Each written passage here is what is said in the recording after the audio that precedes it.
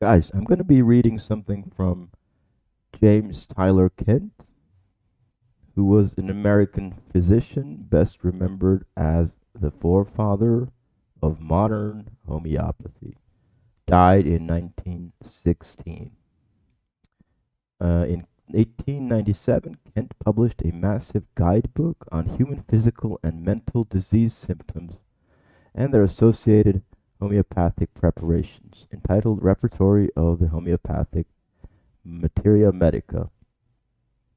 That was his magnum opus, but today we're going to be looking at one of his lesser writings, which is like just a small article kind of thing, called Correspondence of Organs and Direction of Cure.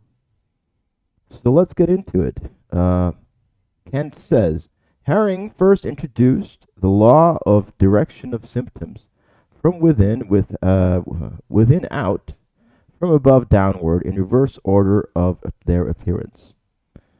So he is referring to a classical homeopathic law which states that the direction of cure is from within to without, from above to downward, in reverse order of their appearance. That means if you have any kind of chronic disease like colitis, asthma, anything, and it starts to get better, the body will manifest symptoms closer to the periphery, like on your skin.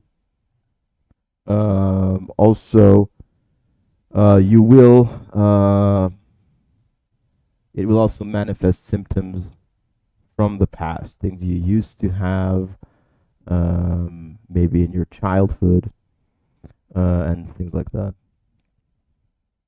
There is scarcely anything of this law, he says, in the literature of homeopathy, except the observation of symptoms going from above to the extremities, eruptions appearing on the skin, and discharges from mucous membranes or ulcers appearing on the legs as internal symptoms disappear.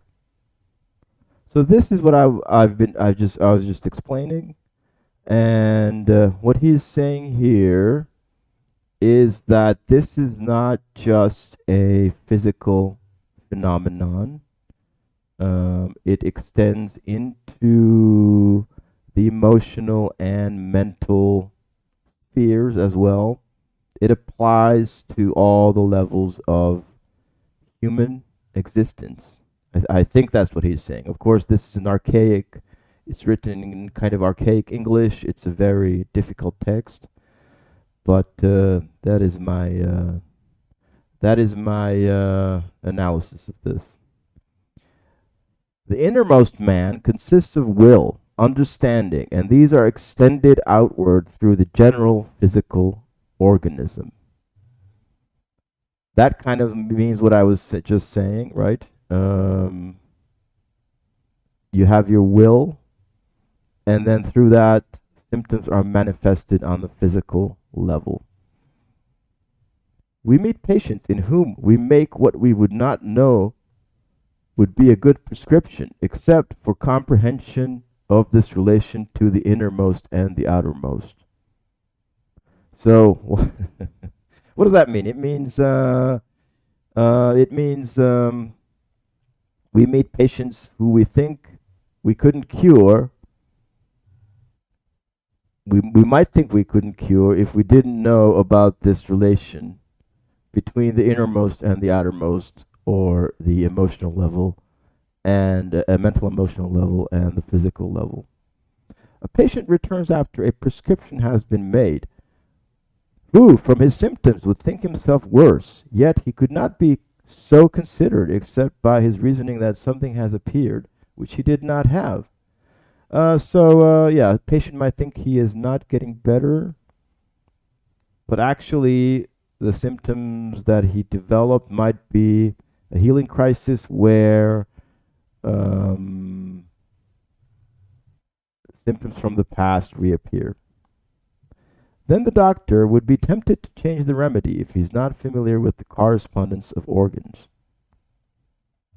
By his knowledge of correspondence of organs, he's able to know whether the patient is better or worse. I don't think this is referring to like a German medicine type of correspondence of the organs to different emotions or mental states.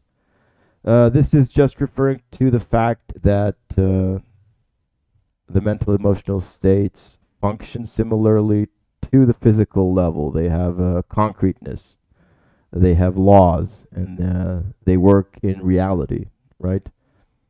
The physical organ kind of correspond to internal man, to the will and understanding. So correspond just means they are interconnected, I think.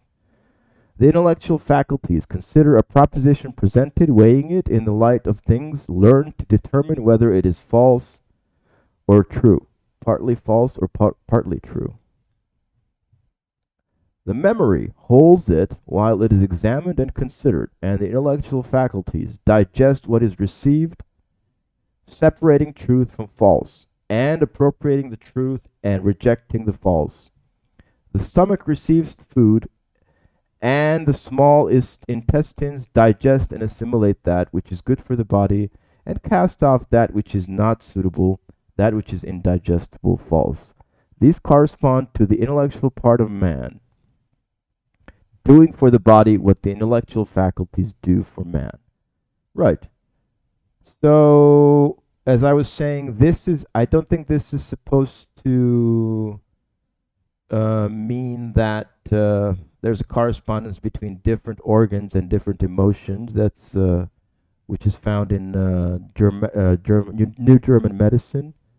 It just means there is a relationship, right? They can affect each other. The two levels can affect each other to a great extent. The kidneys perform similar work, blah, blah, blah. The worn out part of the blood is manufactured into urea, urates, and is carried off. Or it just means there are processes taking place on both levels. It just means that the emotional level is real. It works like the physical body. There are organ systems working, and there are relationships, processes we can look at. It's not just, like they say in modern medicine or psychology. It's not just the result of molecules in your brain bumping into each other. The kidneys do for the blood what the intellectual faculties do for truth. At first, you may not perceive any relation in these things, but long observation and examination of these reveals much. When you are treating an insane in the intellectual faculties, stomach disorders or intestinal disorders appear as the patient improves. Cramps and diarrhea occur. The disorder extending through the intestinal canal. In another patient, kidney affection with albumin in the urine results in the course of reaction from mental disorder. Yeah, so this is an important thing here. He is saying that in addition to Herring's observations of the physical symptoms being pushed out to the periphery, the law applies to the emotional level and the mental level as well, inasmuch as the mental and emotional level is in a deeper level in the core of an organism, and the mental symptoms and emotional symptoms become physical symptoms. They are transmuted by the body, and which is a curative reaction. So when you are treating an insane person, stomach disorders and intestinal disorders will appear as the patient is getting better. And if you are not a well-trained homeopath, you might disturb the healing crisis and just disturb it with by giving other remedies or even allopathic drugs. But of course, we all know that all you have to do is wait in such a case, right? Pain in the back and albumin in the urine appear, although the nurse says the patient is improving. When the reverse is true, it is deleterious. Yeah. This is what this means is that I think is that if physical symptoms disappear and mental symptoms develop, it is a non-curative process. The patient is basically getting sicker. The disease process is suppressed and reversed.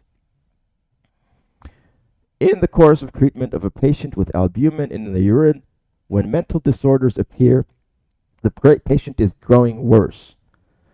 That means the course of treatment is wrong.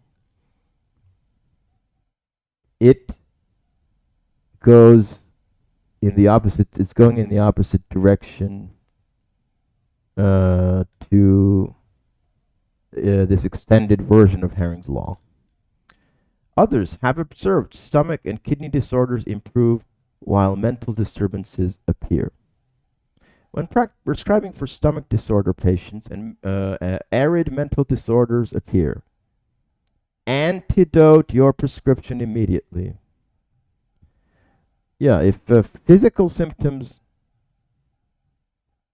disappear and mental symptoms get worse, your patient is in danger, and you have to change the course of treatment. When the reverse occurs, it is in the order of cure. So that's it, basically.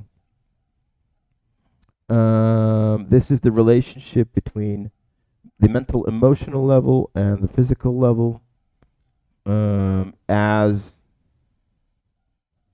stated by Kent, who is basically extending a very old 200-year-old principle of homeopathy, which is Herring's law of cure.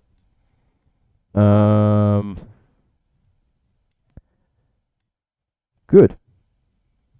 Thank you for listening, and I'll talk to you guys later.